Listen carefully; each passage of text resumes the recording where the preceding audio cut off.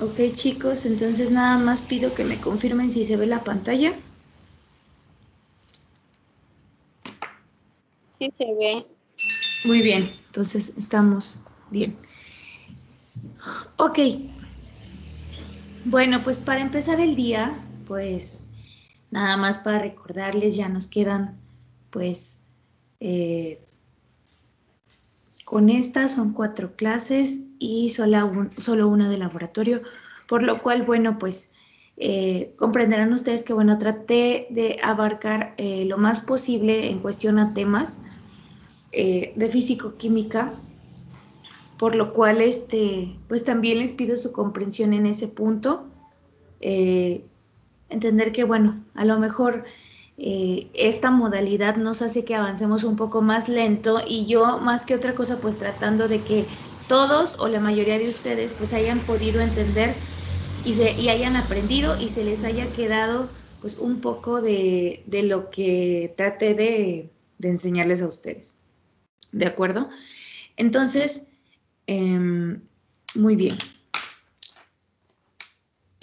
Vamos a empezar con este tema de las propiedades coligativas. Les comento antes de empezar para que no haya dudas, de todos modos al final. Necesitamos hacer un segundo parcial, que en este caso este segundo parcial será de cinética y de propiedades coligativas. Entonces, probablemente lo tengamos el martes 15, si es que terminamos 7, 8 y 14, terminamos con las 4 propiedades coligativas y cómo calcularlas. Y en un momento dado que no nos llegue a dar tiempo, en el aspecto de que a lo mejor todavía no terminemos de ver los ejercicios, es que son 4 propiedades coligativas, entonces, bueno, asumiendo que nos dé tiempo, sería el martes 15, y asumiendo que no nos dé tiempo y que necesitemos una clase para terminar las 4 propiedades coligativas, entonces lo pondríamos el miércoles 16 en la hora de laboratorio. Recuerden que nuestro laboratorio termina el 9, por lo cual el 16, bueno, podemos asumir que está libre, pero solo es tentativo, o sea, yo les aviso más o menos viendo, pero ténganlo presente que será el 15 o el 16, por favor. Entonces, bueno, voy a empezar con la parte de las propiedades coligativas.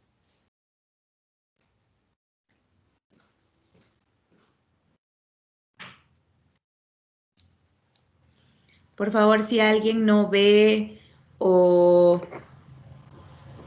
tienen problemas con mi audio, por favor me comunican.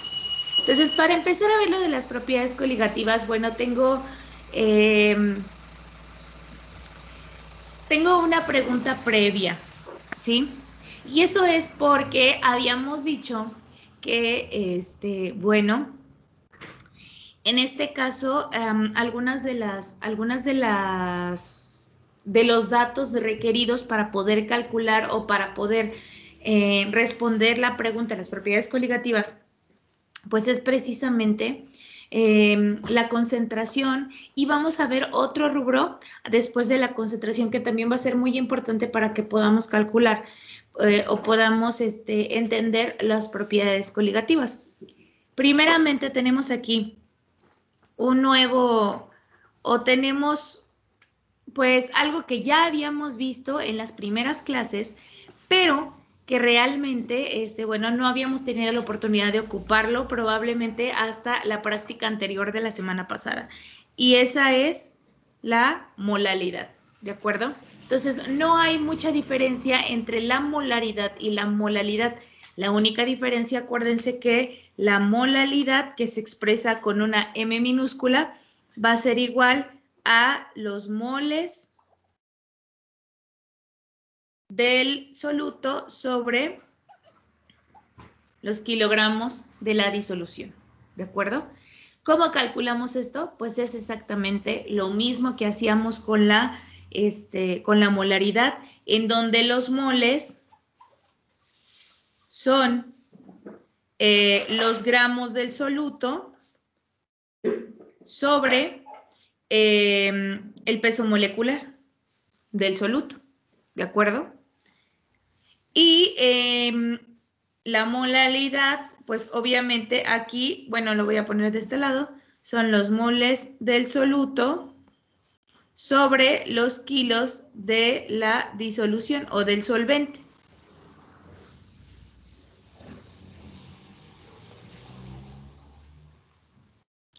Entonces vamos a hacer esta pregunta previa para que nos pongamos en contexto, no olvidemos y tampoco olvidemos pues lo que hemos, pues quiero pensar que hemos aprendido a lo largo de estos, pues de estos meses y todo, ¿no?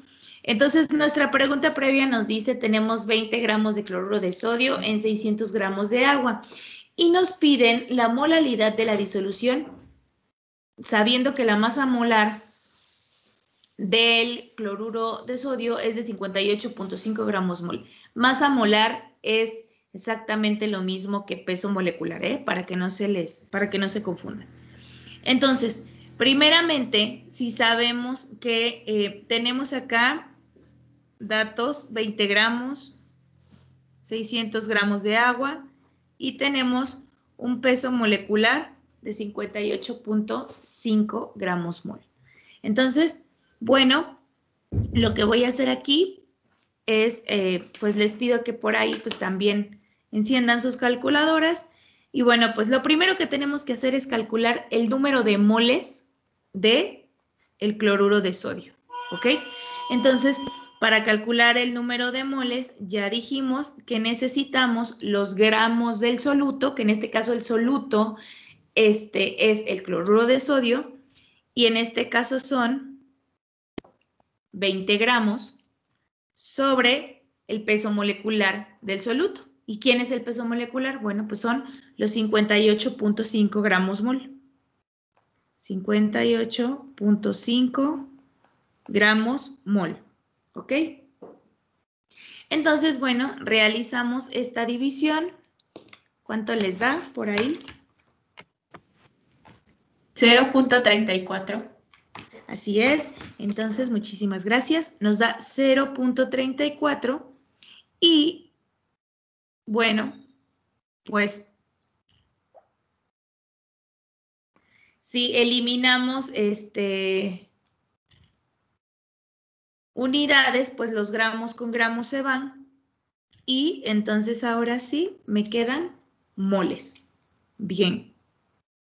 Ahora sí, ya que tenemos los moles, ya podemos pasar a calcular la molalidad, la cual van a ser los moles sobre los kilogramos de el disolvente o el solvente, lo podemos asumir así. En esta parte, chicos, aquí justamente en esta parte es donde más errores hay. ¿Por qué hay más errores? Porque tienen que fijarse en las unidades de la molalidad. Pero maestra, es que pues estamos en las unidades, pero ojo, si se dan cuenta, la masa del agua que se utiliza en esta solución está en gramos y la molalidad se expresa en moles sobre kilogramo. Entonces, esto es lo que quiero que lo tengan bien presente, porque me ha pasado que con muchos alumnos, y no es precisamente físico-química, pero en química analítica, en química básica o ahora sí que en donde caiga que tengamos que ver esta parte de las concentraciones, o tengamos que repasar las concentraciones, pues se equivoquen y en lugar de convertir esos gramos a kilogramos, pues los dejan en gramos y entenderán que el resultado pues puede variar. Por lo tanto, si nos está pidiendo en kilogramos, pues simplemente tenemos que hacer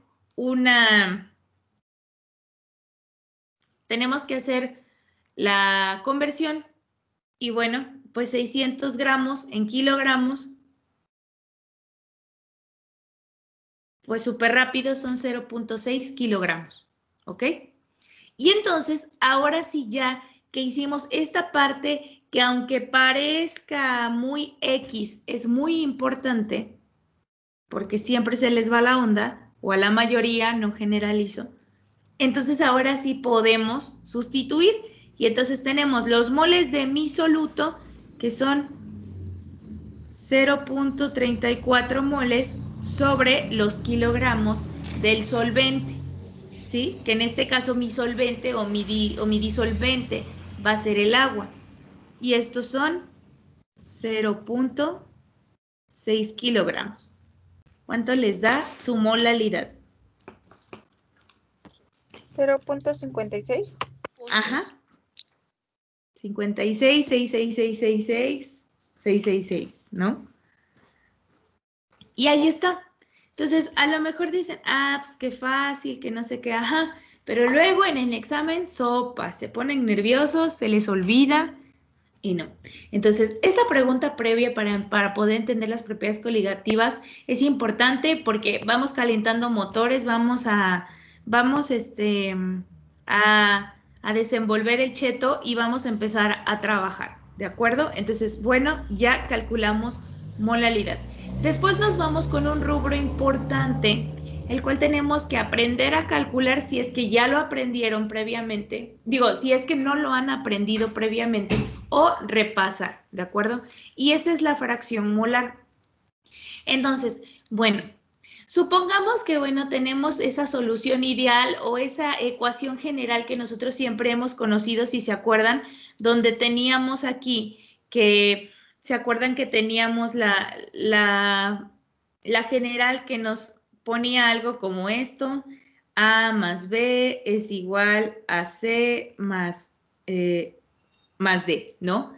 Y entonces esta ecuación general pues era como que la ecuación ideal en donde podíamos acomodar pues la mayoría de las fórmulas que hemos aprendido a lo largo del semestre, ¿no? Tanto las de equilibrio químico como las de cinética química. Y en este caso ahora las propiedades coligativas, bueno, también tienen un poquito que ver con esta parte porque nos hablan de un soluto A y un solvente B. Y en este caso podemos asumir que el soluto A y el solvente B pues pertenecen a la parte de los reactivos como A y B, que dan igual a una solución, que en este caso pues van a ser los productos, uno o más productos. Pero cuando hablamos de las propiedades coligativas, realmente, si les soy sincera, bueno, los productos pues no les hacemos mucho caso. Y no porque no importen, sino porque las propiedades coligativas, vamos a ver ahorita su definición, pues lo que tratan de hacer es ver los cambios que va a presentar una solución de acuerdo a la concentración del soluto, ¿sí? Entonces, en este caso, bueno, no vamos a calcular productos, no vamos a hallar el equilibrio. Lo que queremos saber es, bueno, cómo afecta la concentración del soluto al solvente en una disolución. El día de hoy estamos viendo disoluciones, ¿ok? Entonces, en cuenta. Entonces, ¿eso qué quiere decir? Bueno, no siempre, ojo aquí, no lo vayan a tomar literal en el aspecto de que vean una ecuación como este tipo y digan, no, siempre en cualquier reacción el primer compuesto que esté va a ser el soluto y el siguiente va a ser el solvente. No siempre va a ser así. Para efectos del problema o para efectos de las ecuaciones y que nosotros o que ustedes le puedan entender mejor, los solutos van a ser A y los solventes van a ser B, ¿no? Pero es un decir, o sea, no nada más A siempre va a ser soluto ni B siempre va a ser solvente.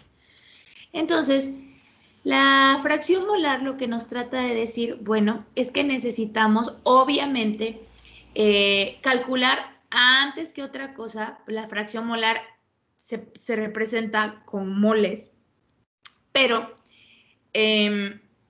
antes de poder entrar a estas fórmulas, lo primero que tenemos que hacer es lo que hicimos en el problema anterior. Tenemos que sacar los moles, que en este caso podemos asumir que los moles, tomando en cuenta estas formulitas, los moles van a ser N, ya sea N de A o N de B, cualquiera de los dos. ¿Ok? Así. Y acuérdense que la formulita súper fácil para determinar los moles, ya habíamos dicho que son los gramos del soluto o los gramos lo voy a dejar en gramos para que no se confundan, los gramos del compuesto, ya sea de A o de B, sobre el peso molecular, ya sea de A o de B. Entonces, primero tenemos que sacar esto, a menos que el problema o la situación o lo que sea nos estén dando ya los moles. Y ya que tengamos los moles, entonces procedemos a realizar estas formulitas, estas que tenemos aquí, ¿ok? Están súper fáciles, ¿sí? Primero, sacando o teniendo los moles del soluto y el solvente, o mejor dicho, del compuesto A y del compuesto B, nosotros vamos a ver si queremos calcular la fracción molar de A, simplemente voy a poner el número de moles de A, todo esto sobre la suma del número de moles de A más el número de moles de B. Y para calcular la fracción molar de B es exactamente lo mismo, pero simplemente el denominador va a cambiar, ¿sí? El número de moles de B sobre, aquí lo hicieron al revés, número de moles de B más número de moles de A, pero pues es una suma, entonces al ser una suma, el orden de los factores no altera el producto, ¿de acuerdo? ¿Cuál es la clave de la fracción molar? Ahí les va. Es esta ecuacioncita que tenemos aquí. Si yo quiero asegurar que de verdad el cálculo de mis fracciones molares está bien hecha, la suma de ambas fracciones molares me tiene que dar 1. ¿De acuerdo? Es como si calculáramos el porcentaje. ¿De acuerdo? Cuando nosotros calculamos un porcentaje, no podemos pasar de 100. Bueno, pues es algo parecido. Cuando nosotros calculamos fracciones molares, la fracción molar total o la suma de la fracción molar de A y la de B no tiene que sobrepasar el 1. ¿De acuerdo? Entonces, teniendo en cuenta esto, vamos a hacer un ejercicio, pues, pequeño, ¿sale? Para ver si estamos en la misma onda, en la misma frecuencia. Entonces nos dice, si se disuelven 10 gramos de cloruro de sodio en 500 gramos de agua, bueno, ¿cuál es la fracción molar del soluto y del solvente respectivamente? Si se sabe que la masa molar del cloruro de sodio es de 58.5 gramos mol y del agua es de 18 gramos mol. Entonces, bueno, pues efectivamente nosotros imaginamos que tenemos aquí, por ejemplo, obedeciendo pues la ecuación general de una solución ideal o de una, tenemos que A más B nos va a dar C y D o una solución o lo que sea, le vamos a poner acá solución, así como estaba en el anterior. Una solución. Y entonces aquí nosotros podemos asumir, ya creo que está por demás que entendamos quién es el soluto y quién es el solvente. Entonces en este caso podemos asumir que es más o menos de esta manera. Y tenemos una solución. Ok, bueno, ignoren mi letra horrible, pero ahí vamos. Entonces, nos está pidiendo que calculemos la fracción molar del soluto y del solvente, ¿de acuerdo? Entonces, si se dan cuenta, tenemos de datos un gramaje aquí, y para poder calcular el gramaje, o bueno, necesitamos el número de moles, ya lo vimos. Entonces, primero tenemos que calcularlo y bueno, pensando en eso, el problema nos da los pesos moleculares aquí abajo. Entonces, vamos a empezar. El número de moles A va a ser el cloruro de sodio, B va a ser el agua. Entonces, para no escribir tanto en subíndices, voy a poner el número de moles de A, que ya sabemos quién es A, tiene que ser los gramos de A sobre el peso molecular de A. Entonces, los gramos 10. Sobre el peso molecular de A tenemos 58.5 gramos mol. Y el número de moles de B, que en este caso B es agua, tenemos 500 gramos sobre 18 gramos mol. Entonces, ahora sí, ayúdenme. ¿Cuánto les dan sus números de moles? De A me da 0.17. Muy bien, así es. Acuérdense que eliminamos gramos con gramos. ¿Y de B cuánto les da? 27.77. Así es, muchísimas gracias. Entonces tenemos 27.77, ahí está, moles, ¿no? Y gramos con gramos se eliminan. Entonces, ya tenemos el número de moles tanto de A como de B. Y entonces ahora sí vamos a proceder a realizar la fracción molar de cada uno de ellos, ¿ok? Entonces, lo que voy a hacer aquí es borrar un poco esta parte. Lo voy a poner aquí. El número de moles de A es 0.7 y el número de moles de B es 27.77. Ahora sí ya. Bien, entonces ahora sí vamos a calcular la fracción molar. Empezamos con la fracción molar de nuestro soluto.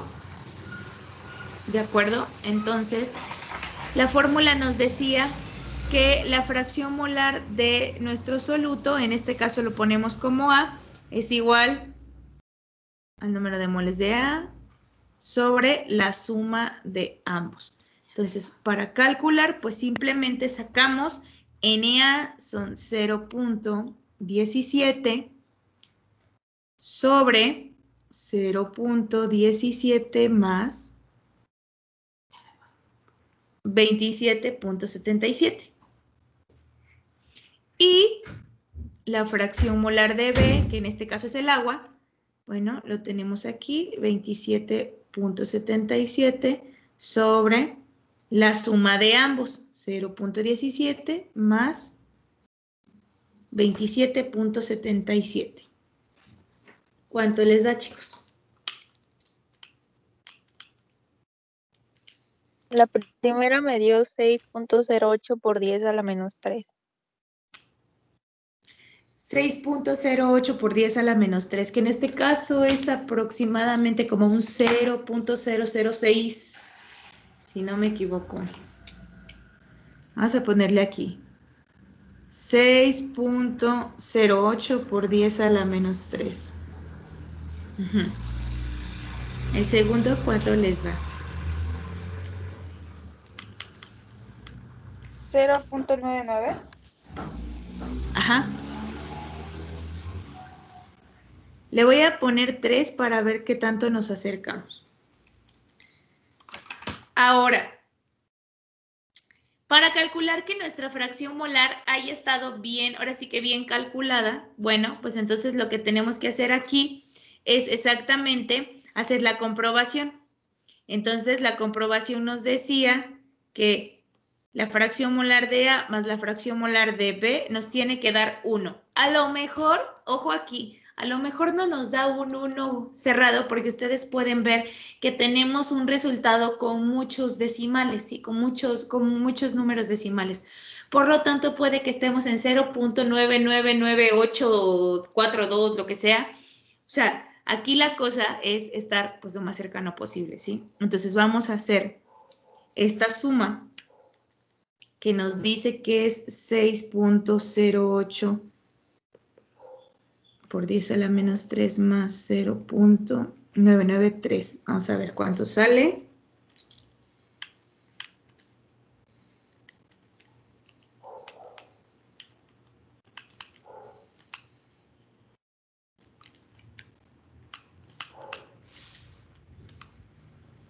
Ahí está. Y si lo hacen en su calculadora, el 6.08 por 10 a la menos 3 más 0.993 les va a dar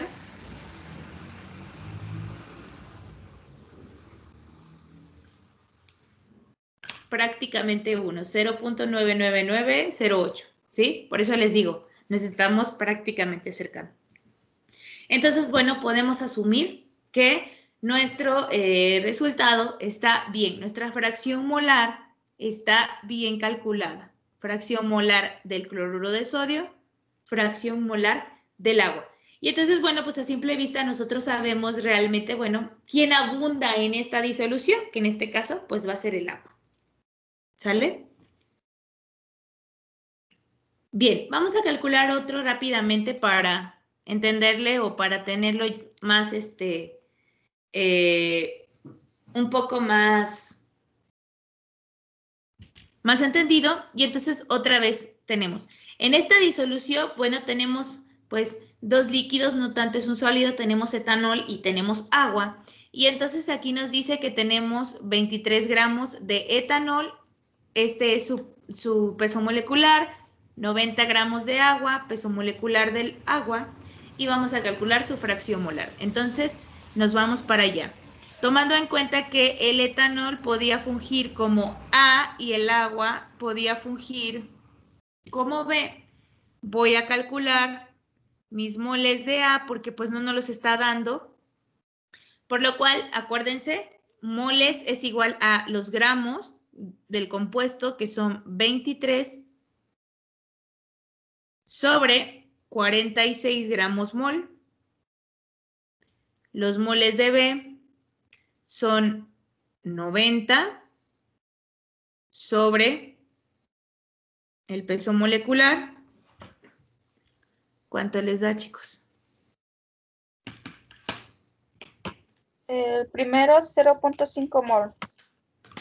Ajá, 0.5 mol.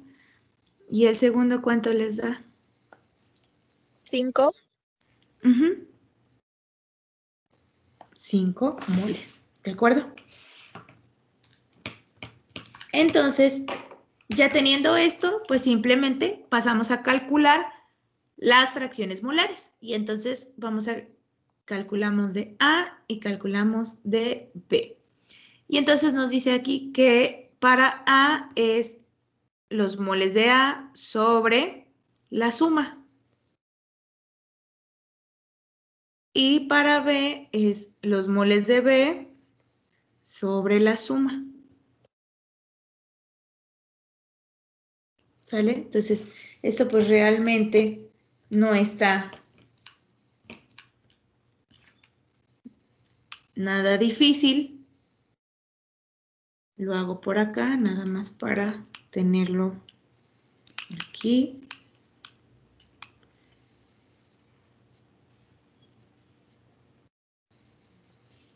¿Sí? Y si hacemos el cálculo, realmente hacemos el cálculo por acá, vamos a obtener que XA más XB nos debe de dar a 1, por lo tanto tenemos 0.09 más 0.90, que de hecho si ustedes lo ven en su calculadora les da 0.909, lo cual se puede redondear a 0.91, ¿eh? Acá, para que vean. Lo voy a redondear. Y ahora sí, si lo redondeo aquí, nos va a dar 1. Por lo cual, tenemos nuestras fracciones molares. ¿Sí? Entonces, en esta parte espero que haya quedado entendido. No es nada del otro mundo. Simplemente, si se dan cuenta, es únicamente con que se aprendan. La clave de aquí es que si no les dan los moles, los calculan con los gramos y el peso molecular del compuesto. Ay, maestra, es que en el problema no me dieron el peso molecular. Tienen una tabla periódica y lo pueden calcular. De eso no hay ningún problema. Ahora sí, ya que entendimos esta parte, los conocimientos pues tan un poco previos que necesitamos para entender esto, nos vamos con las propiedades de las disoluciones. Maestra, ¿pero qué no nos dijo que son propiedades coligativas? Claro, yo les dije que eran propiedades coligativas, pero las propiedades coligativas van muy de la mano con las disoluciones, porque aquí estamos hablando de las disoluciones. Entonces, aquí es importante entender que, bueno, pues las disoluciones pues también tienen propiedades, ¿sí? O sea, características que van a hacer especiales estas disoluciones, ¿sale? Sin embargo, algunas de las propiedades de las disoluciones van a depender de diferentes rubros, ¿ok? Algunas específicamente hablando del soluto, que muchas veces pues el soluto pues es el que tiende a ser como que el protagonista de las disoluciones. ¿Por qué? Pues porque el soluto pues puede mejorar o perjudicar las características de las disoluciones. Cuando nosotros hablamos de un solvente o de un disolvente, pues usualmente nosotros sabemos de antemano o podemos conocer un poco más cuáles son sus características porque precisamente lo elegimos como disolvente, ¿de acuerdo? En un momento dado porque sabemos que es más apto para las características que tiene nuestro soluto, ¿sí? Entonces es por eso precisamente que decimos, híjole, el agua y el aceite no se llevan, porque a pesar de que el agua es el solvente universal, pues las características del aceite pues no se llevan con las del agua y entonces pues no hay, ahora sí que no hay química entre ellos y pues se separan. Entonces, entendiendo esta parte, pues nosotros podemos observar aquí que las disoluciones químicas pues pueden depender de dos cosas, de la naturaleza química del soluto, que en este caso tiene mucho que ver con las características ya físico-químicas que tiene el soluto, y también pueden depender de la concentración del soluto, ¿ok? Si nosotros nos vamos un poco más por la naturaleza química del soluto, pues podemos ver muchas propiedades constitutivas que a lo largo de, quiero pensar que a lo largo de su estadía en la universidad, que aunque a lo mejor dicen, pues no llevamos tanto, apenas vamos en tercero, pero en primero y segundo tuvieron que haber visto materias a lo mejor más básicas, ¿no? Química o no sé si ya llevaron química orgánica e inorgánica, etcétera, ¿no? Entonces, bueno, en esa parte, pues muchas propiedades constitutivas las han llegado a ver o las han conocido, como la densidad, la viscosidad, la conductividad eléctrica. Incluso muchas de ellas, bueno, pues repito, tienen que ver ya con las propiedades físico-químicas que tienen los compuestos que componen una disolución, ¿ok? Y ya de ahí nos vamos un poco a la concentración. Aquí no nos importa si es más denso, menos denso, si es más viscoso, menos viscoso, si es un electrolito o no lo es, o si es de color naranja, verde, azul, no nos importa. Aquí lo que importa es la concentración. ¿Y de qué manera nosotros medimos la concentración? Pues por medio de los moles, a partir de los litros, de los kilos, de los equivalentes químicos en el caso de la normalidad, ¿no? Entonces, la concentración del soluto en disolución, bueno, va a propiciarnos que tengamos las propiedades coligativas, las cuales son 4. Las vimos la semana pasada a grandes rasgos, nada más se las enlisté. Y estas propiedades coligativas empiezan con, bueno, tienen la disminución de la presión de vapor, el aumento del punto de ebullición o el aumento ebullioscópico, como en otros libros a lo mejor, o en videos o en lo que sea, lo pueden encontrar. La disminución del punto de congelación, que creo que es descenso crioscópico, si no me equivoco, y la presión osmótica, ¿ok? Entonces, esas propiedades, o podemos decir que esas como características que puede llegar a tener la disolución, no van o no tienen que ver con las propiedades o las características físico-químicas que pueda tener el soluto, sino dependen meramente de la concentración. Por lo tanto, al entender que tienen que ver con la concentración, entonces ustedes van a poder asumir que, bueno, la mayoría de los compuestos pues van a necesitar o van a requerir, o la mayoría de las ecuaciones que se utilicen para calcular las propiedades coligativas van a necesitar la concentración del soluto en su fórmula. Bien. Ahora, ¿qué son las propiedades coligativas? Ya para que estemos más en contexto. Bueno, pues esas son las propiedades coligativas, son las modificaciones que sufren algunas de las propiedades del solvente. Acuérdense que el solvente pues es en donde disolvemos el soluto, o sea, es el contrario, ¿sí? Y en este caso, bueno, ya los mencionamos, son 4 y como les comentaba, estas propiedades solamente van a depender de la concentración del soluto, no de su naturaleza, no de sus propiedades, no de su color, su densidad, no, solamente de su concentración. Bien, entonces vamos a ver esta parte que nos dice qué es la presión de vapor. ¿Sí? Vamos a empezar con la presión de vapor. Muy bien, ahí está.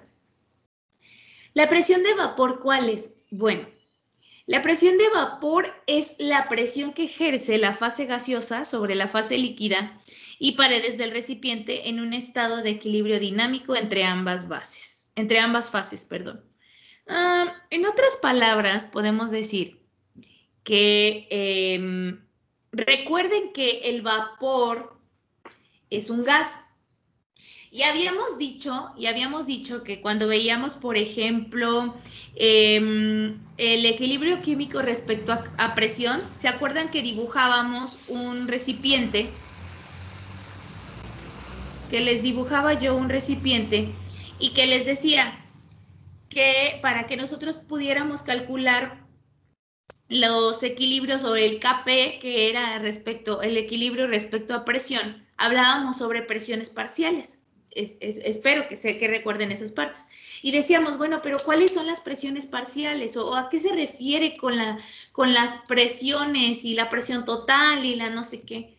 Bueno, pues acuérdense que decíamos que al ser gas, al convertirse en gases, al pasar de una fase líquida a una fase gaseosa o en un momento dado tener puros gases en un recipiente, estamos hablando de que las partículas o los, ¿cómo le podríamos llamar?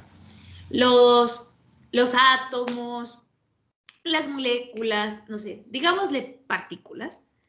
Las partículas están alrededor de todo el recipiente. ¿Sí? Y estas partículas se están moviendo. Recuerden que a nivel microscópico podemos asumir que los gases pues son los que tienen distancias moleculares pues más, o entre las partículas sus distancias son, entonces se pueden mover con mayor libertad a diferencia de un sólido que todas son compactas y están juntitas.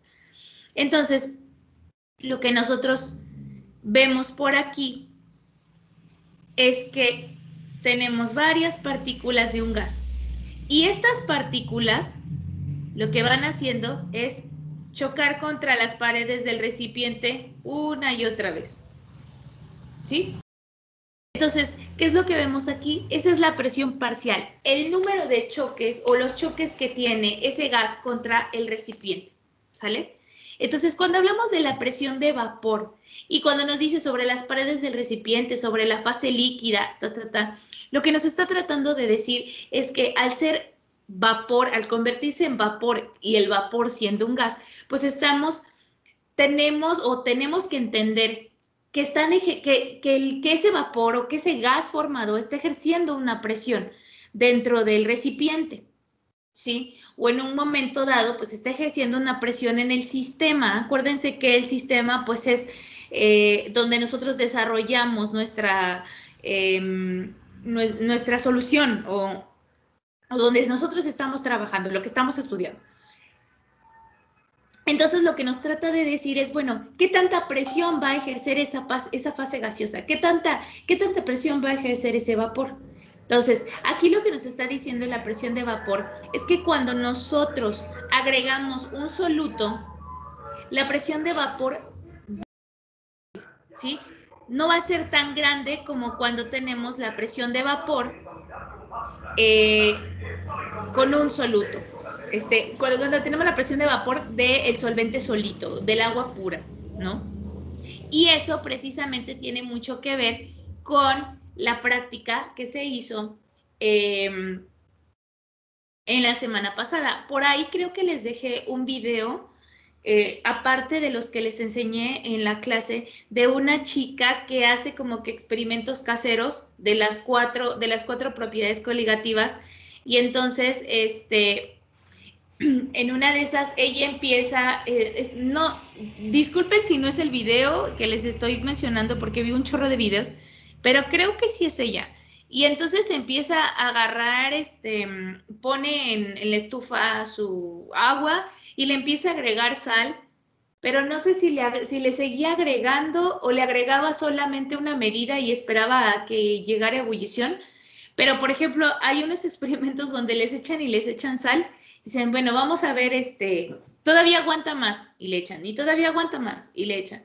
Y entonces, lo que estamos haciendo es, de primera instancia, en esa parte del aumento ebullioscópico, pues lo que estamos viendo es que tarda más en llegar a su punto de ebullición cuando tú le adicionas su soluto.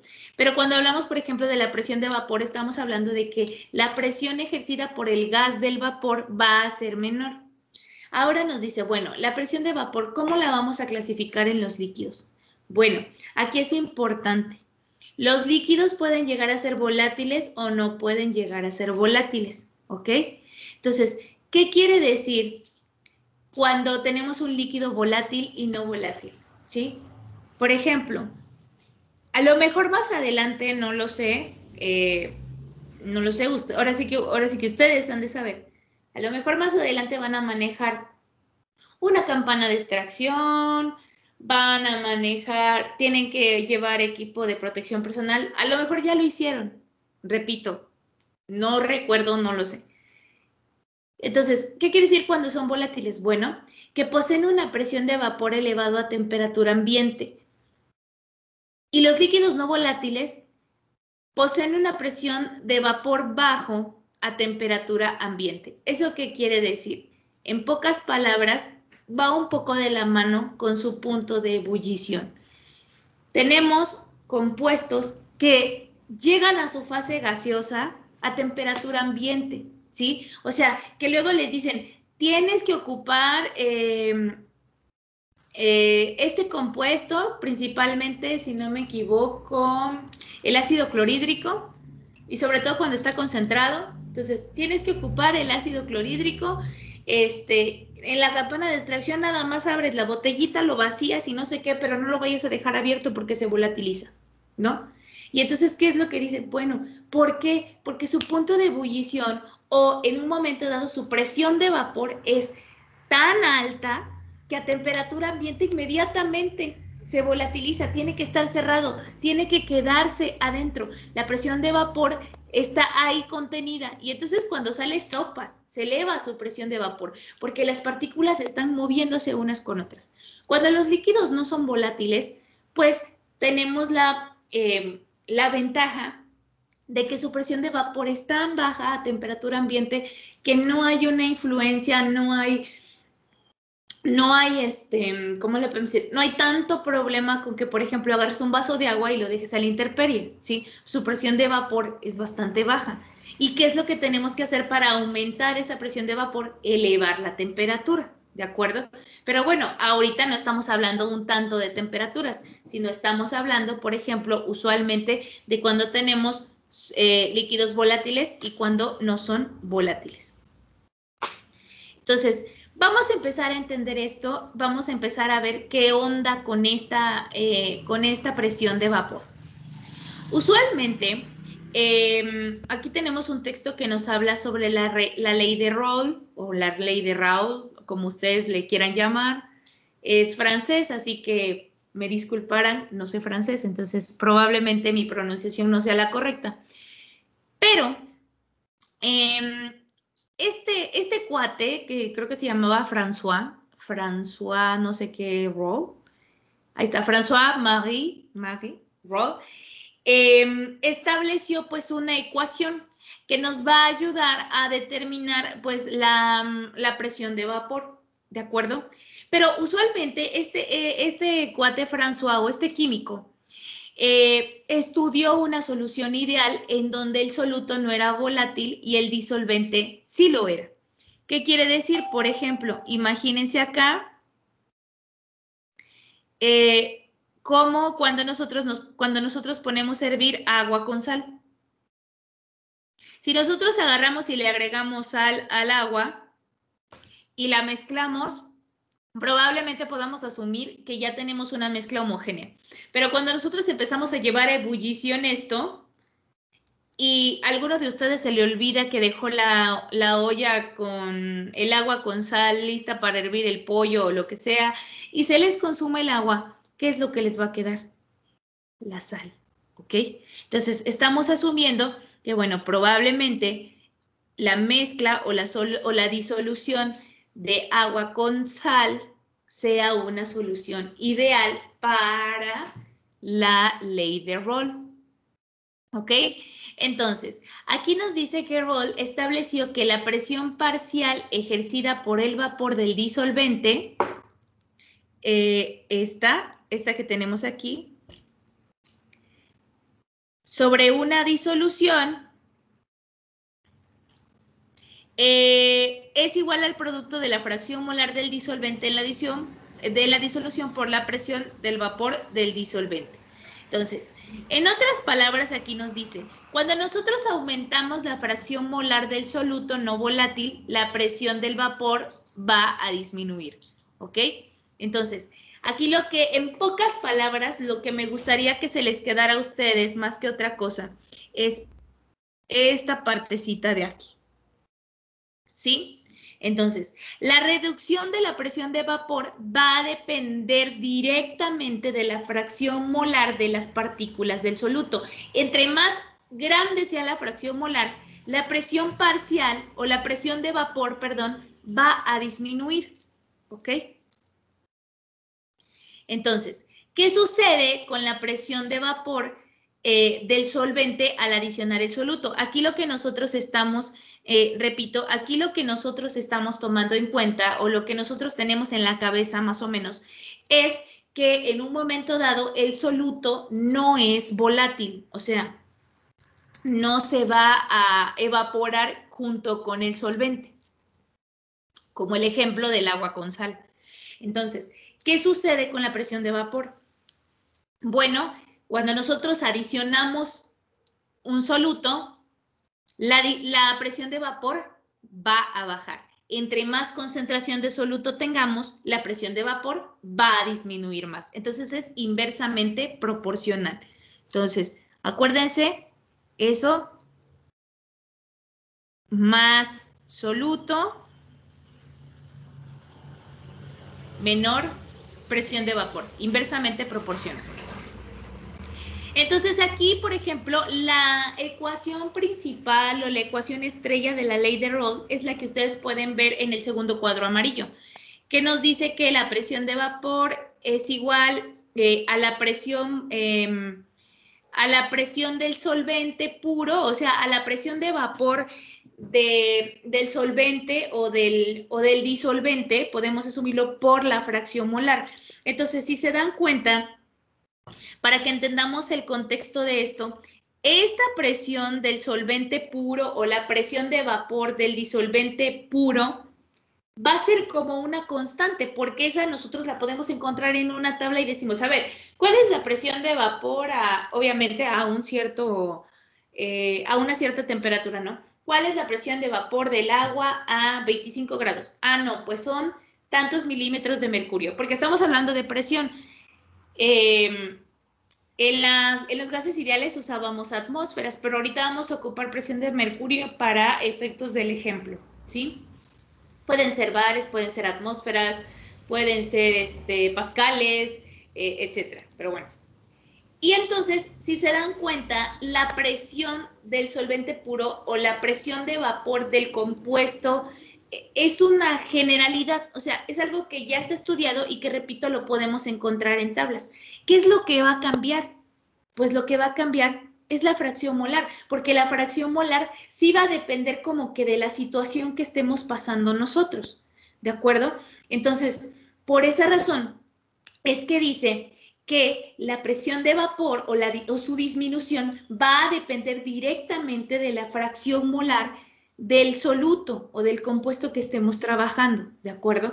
Entonces, ¿por qué? Porque, repito, para que nosotros podamos calcular esto, necesitamos dos datos. La presión de vapor del solvente puro, o sea, la que siempre, la presión de vapor del compuesto que ya está estandarizada por su fracción molar, y la fracción molar literalmente va a cambiar pues siempre, ¿no? O sea, en el momento en el que nosotros estamos haciendo el ejemplo. Entonces, bueno, me quedan 5 minutos, probablemente podamos ver un ejemplo de soluto volátil. Entonces, vamos a ver qué pasa cuando tenemos solutos volátiles y solutos no volátiles. Entonces, cuando nosotros tenemos un soluto volátil, nosotros vamos a considerar una solución ideal donde los dos componentes en que A y B son volátiles. ¿Se acuerdan que habíamos visto que usualmente A y B en la fracción molar decíamos A es el soluto y B es el solvente? Entonces, imagínense que en este caso B pues tiene que ser volátil porque pues es el soluto o tendría que ser el más volátil, pero también A va a ser volátil. Entonces, cuando nosotros pues lo llevemos a combustión, aumentemos la temperatura, lo pongamos a temperatura ambiente, los dos se van a volatilizar. Entonces, ahí, ¿qué es lo que va a pasar? Bueno, la ley de Rolle tiene su ecuación aquí, la principal, ¿sí? Que es P es igual a X por la presión del solvente puro. Puede estar al revés, la vimos al revés en la diapositiva anterior. Y si se dan cuenta aquí, lo que tenemos que hacer es calcular la presión de vapor tanto de A como de B. Y a esas les vamos a llamar presiones parciales de vapores, ¿sí? Si nosotros decían, bueno, pero ahora necesitamos la presión de vapor total de toda la solución, pues lo único que tenemos que hacer aquí, queridos hijos míos, es sumar. Es todo lo que tenemos que hacer, ¿sí? A lo mejor aquí dicen, híjole, como que está medio raro, no le entiendo, pero ya cuando hacemos el ejercicio le vamos a entender un poco más. Entonces, vamos a hacer este ejercicio para finalizar la clase de hoy. Mañana le seguimos. Tuve que darles esta introducción, por eso me tardé más. Entonces, nos dice, un combustible está formado por 10 moles de octano y 5 moles de heptano, ¿ok? Las presiones de vapor, ahora sí que como del vapor puro, vayamos a decirle así, del octano y del hectano a 20 grados centígrados son 10.45 miligramos de mercurio, milímetros de mercurio, perdón, y 35.5 milímetros de mercurio respectivamente. Nos pide que determinemos la presión de vapor parcial y total a 20 grados centígrados. Ojo con esto y les voy a dar un tip.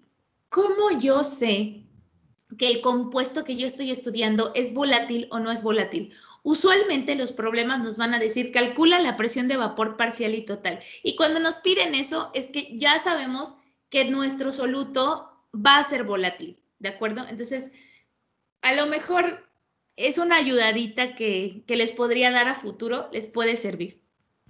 Y si no, pues simplemente para eso está el fabuloso mundo del Internet, donde ustedes pueden saber si su compuesto es volátil o no es volátil. Entonces, lo primero que tenemos que hacer es calcular la fracción molar de cada uno de estos compuestos. Es lo primero, el paso número 1 es calcular la fracción molar. Si se dan cuenta, entre los datos no tenemos gramos, no tenemos pesos moleculares, ya tenemos los moles. Y lo único que tenemos que hacer simplemente es sustituir.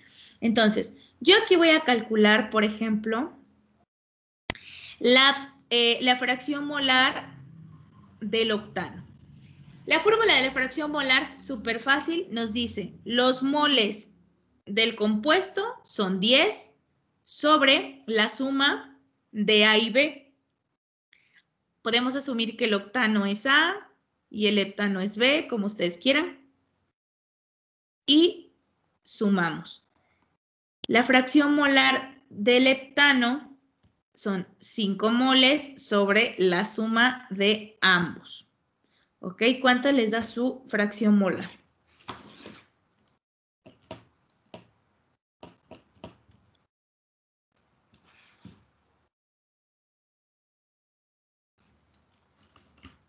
Está súper fácil.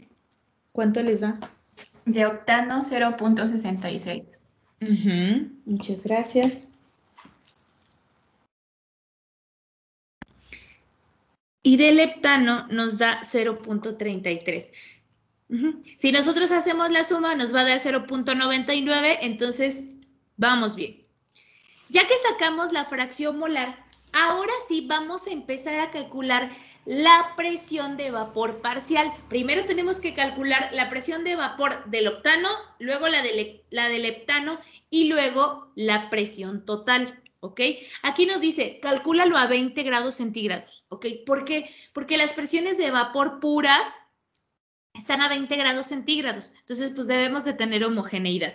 Entonces, nos dice aquí la fórmula que la presión de vapor va a ser igual a la presión pura, vamos a asumir, la presión de vapor pura del compuesto por la fracción molar del mismo compuesto. La voy a dejar esta fórmula como una fórmula general, no le voy a poner subíndices ni nada por el estilo para que no tengamos que estar cambiando.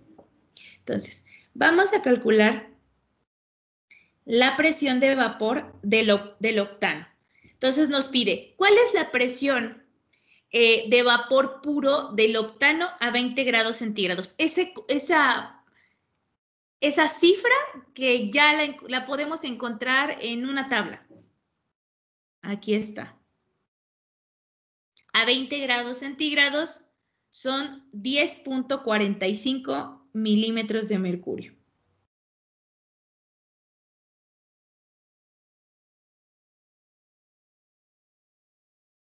¿Ok? Por la fracción molar del octano. ¿Y cuál es la fracción molar del octano? 0.66.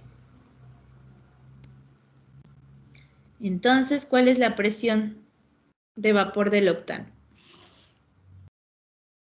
6.897.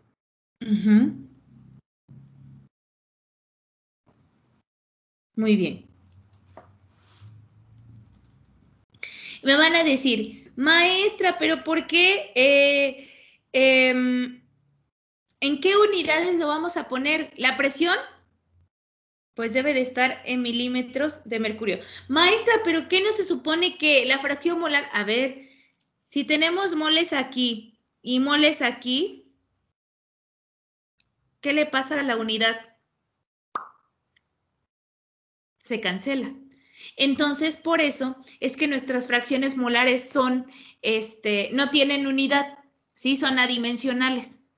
Entonces, cuando nosotros multiplicamos una unidad por algo adimensional, pues simplemente tenemos la unidad. Me voy a apurar porque ya me pasé por 2 minutos. Presión parcial del heptano. Lo mismo que este. Tenemos presión pura del heptano a 20 grados, 35.5. Por la fracción molar del heptano, 0.33. ¿Cuánto les da? 11.715. Ok. 11.715 y como expresión, milímetros de mercurio. Y al final ya tenemos las presiones parciales. Esta es la presión parcial del heptano, esta es la presión parcial del octano y ahora nos pide la presión total. La presión de vapor total pues es igual a la suma de la presión parcial del octano más la presión parcial del heptano, la cual tenemos 11. No, me voy primero con la otra. 6.897 más 11.715 y la presión total de toda la solución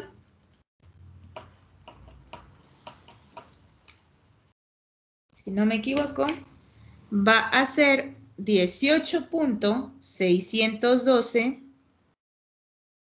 milímetros de mercurio. ¿Sí? Y ese es el resultado de el ejercicio. Si se dan cuenta, no es difícil de realizarlo, simplemente hay que entenderlo e identificar nuestros datos, cómo lo vamos a calcular, etcétera, ¿sí? Entonces, por el día de hoy lo dejamos en este ejercicio, ¿sí? Por favor, pasen lista y se pueden ir retirando si quieren. Mañana seguimos viendo los ejercicios porque tenemos que ver con solutos no volátiles, ¿sale? Entonces, por favor, vayan anotando su nombre y se pueden ir retirando. Que tengan un excelente día y nos vemos el día de mañana a las Maestra. 10. Dígame. No sé quién me habló.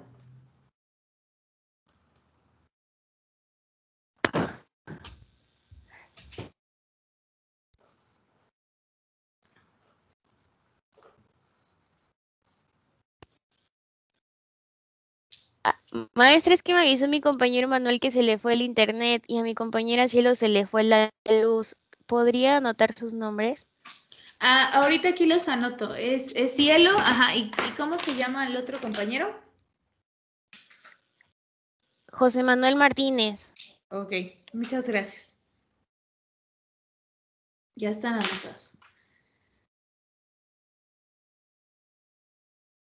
Bueno, entonces nos vemos mañana. Que tengan una linda tarde.